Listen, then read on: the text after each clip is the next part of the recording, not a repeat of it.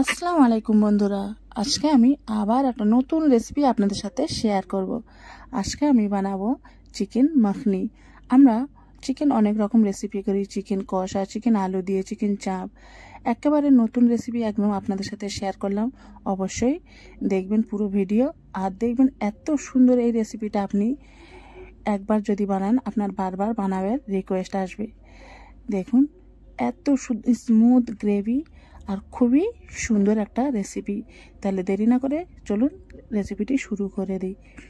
এখানে আমি প্রথমে গোটা মশলাগুলো ভেজে নেব। দেখুন প্রথমে আমি মশলা নিয়ে নেব, জিরে 1 চামচ নিয়ে নেব, ধনে 1 চামচ নিয়ে নেব, আর সাথে নিয়ে নেব শুকনো লঙ্কা 4 থেকে 5টা দিয়ে দেবেন। লঙ্কাটা আরও বাড়িয়ে নিতে পারেন, আপনারা যেমন ঝাল খান সেই রকম অনুযায়ী দেবেন। আর এখানে গোটা গোলমরিচ আমি 1 চামচ নিয়ে নেব, আর এলাচ 5 থেকে 6টা নিয়ে নেব। এখানে আমি 1 কেজি মুরগির মাংসের অনুযায়ী মশলাটা নেব। মাংস আপনাদের যদি বেশি হয় তাহলে একটু মশলাগুলো আরও একটু করে বাড়িয়ে দেবেন। দেখছেন এখানে আমি খুব ভালোভাবে এটা ভেজে নেব, আর ভেজে নিয়ে যখন একটু সুন্দর স্মেল বের হবে তখনই এটা নামিয়ে এটা আমি মিক্সিতে গুঁড়ো করে নেব। আর খুব মিহি গুঁড়ো করবো না, একটু দরদরে থাকবে। দেখুন ঠিক এমন হবে, দেখছেন ঠিক এমন হবে, একটু দরদরাসা হবে, একদম মিহি গুঁড়ো করব না। এবার আমরা মেন রান্নাটা করে নেব। এখানে আমি কড়াতে তেল দিয়ে দেবো, 2 চামচ দিয়ে দেবো, আর এর মধ্যে আমি বাটার দিয়ে দেবো। যেহেতু আগে বাটারটা দেবো না, তেল দেবো, নাহলে বাটারটা পুড়ে যাবে। এখানে আমি 2 চামচ অনেকটা বাটারও দিয়ে দেবো। যখনই বাটারটা গরম হয়ে যাবে, একদম লো আঁচে কিন্তু গ্যাসটা রাখতে হবে। বাটারটা যখন গরম হয়ে যাবে তখন আমরা এর মধ্যে দিয়ে দেবো 2টো পেঁয়াজ। এখানে আমি পেস্ট করে নিয়েছি, পানি দেব না। পেঁয়াজটা খুব ভালোভাবে মিক্সিতে পেস্ট করে নেব, নিয়ে এটা আমি এই তেলেতে খুব ভালোভাবে পেঁয়াজটা লাল করে ভেজে নেব। পেঁয়াজের কাঁচা গন্ধটা যেন চলে যায়। পেঁয়াজ কাঁচা কাঁচা থাকলে এই সময় দিলে খুব একটা টেস্ট লাগবে না, সেই জন্য পেঁয়াজটা একদম লাল করে ভেজে নেবো। দেখছেন কালারটা অনেকটা চেঞ্জ হয়ে গেছে। এবার আমি এর মধ্যে চিকেনগুলো দিয়ে দেবো। ঠিক এমন পজিশনে আপনারা চিকেনগুলো দিয়ে দেবেন, আর খুব বেশি পুড়িয়ে দেবেন না। ঠিক এমন লাল হয়ে গেলে আমরা এর মধ্যে চিকেনটা দিয়ে খুব ভালোভাবে নাড়তে থাকবো। যতক্ষণ না চিকেনের কালার চেঞ্জ হয়ে যায় ততক্ষণ কন্টিনিউ আমরা এটা নাড়তে থাকবো।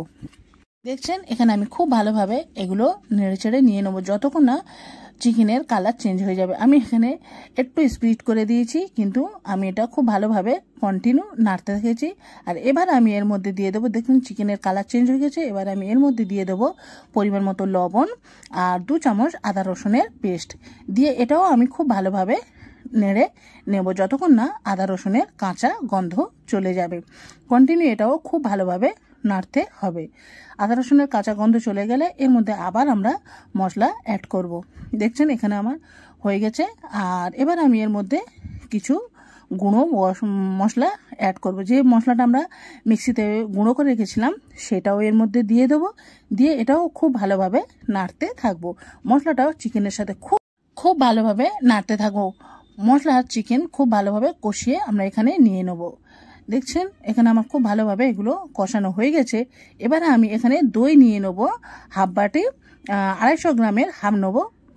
নিয়ে এই দইটা এর মধ্যে চামচ দিয়ে খুব ফেটে নেব। ফেটে খুব ভালোভাবে ফেটে নিয়ে এর মধ্যে দিয়ে গ্যাসের ফ্লেমটা একদম আস্তে করে দেবো, আর বন্ধ করে দিলেও চলবে। দিয়ে দইটা এর সাথে চিকেনের সাথে খুব ভালোভাবে মিক্সড করে নেব। নিয়ে এর মধ্যে আমি কালো গোলমরিচের গুঁড়ো এর মধ্যে আমি অ্যাড করব। আর আপনারা পারলে দেবেন, না থাকলে না দেবেন। যেহেতু গোলমরিচের গুঁড়ো আমরা ওদিকে অ্যাড করেছি, তখন ওখানে 1 চামচ বেশি দিয়ে দেবেন। দিয়ে এটাও খুব ভালোভাবে কন্টিনিউ সাথে নেড়ে নেবো যতক্ষণ না এর তেল ছেড়ে দেবে। আমি 5 মিনিট এমনভাবে রেখে দেবো, দিয়ে একটু আঁচটা মিডিয়াম করে দেবো। দিয়ে দেখছেন তেলটা অনেকটা, যেহেতু দইয়ের মধ্যে অনেক পানি বের হয়, পানিটা মরে তেল ছেড়ে দিয়েছে। আর তেলটা যতক্ষণ না ছেড়ে দেবে ততক্ষণ আমরা এর মধ্যে অন্য মশলা অ্যাড করব না। এবার আমি এর মধ্যে দিয়ে দেবো কাজু বাদাম, কিছু আমি ভিজিয়ে রেখেছিলাম সেটা এর মধ্যে পেস্ট করে দিয়ে দেবো।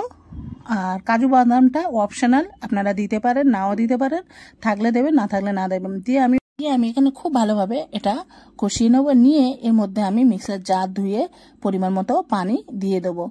দেখছেন এখানে আমি পানি মিনিমাম 1 থেকে 1.5 কাপ আমি এখানে পানি দিয়েছি। এটা আপনারা পানিটা দিয়ে দেবেন পরিমাণ মতো। 2 কাপ দিলেও চলে যাবে। দিয়ে একটু কিন্তু পানিটা কমিয়ে নিতে হবে।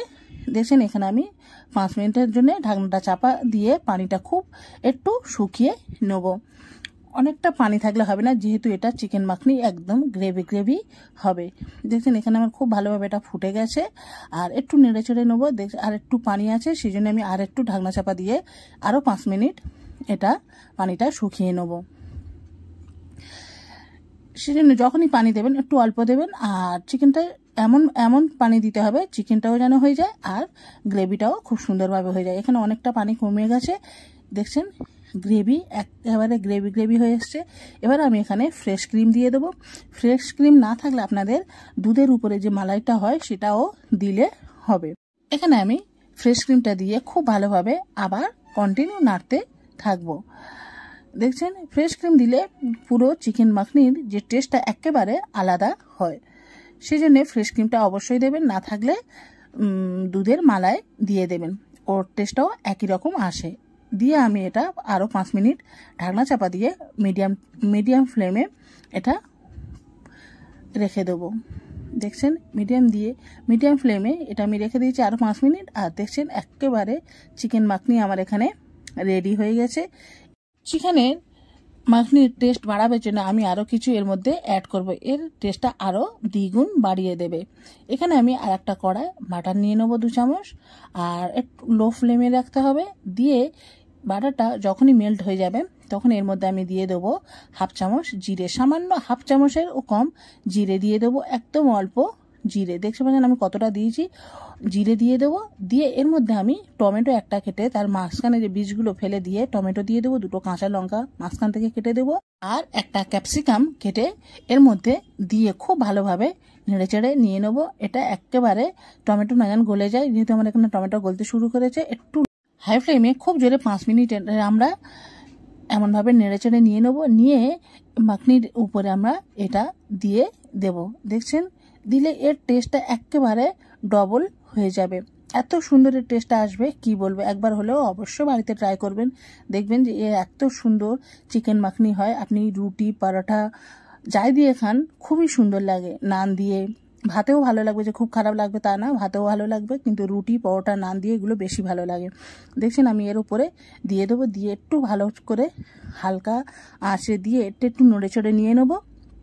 নিয়ে এটা আমি একদম লো ফ্লেমে 5 মিনিট আরও রেখে দিয়ে এটা আমি গ্যাস অফ করে দেবো। দেখছেন এখানে আমার রেডি হয়ে গেছে।